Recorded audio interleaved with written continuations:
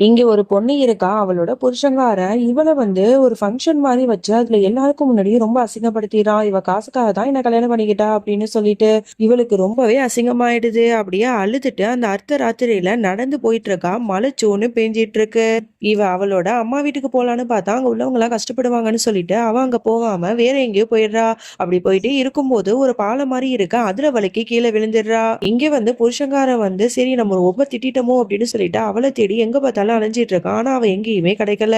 அவளோட அம்மா வீட்டுக்கு போய் தேடுறான். என் பொண்டாட்டி எங்க வந்தாளா அப்படின்னு சொல்லிட்டு உடனே அவங்க பதறாங்க. என்னோட பொண்ணு எங்க அப்படின்னு சொல்லிட்டு. உடனே அவன் எதுவுமே சொல்லாம அந்த இடத்த விட்டு வந்துடுறான்.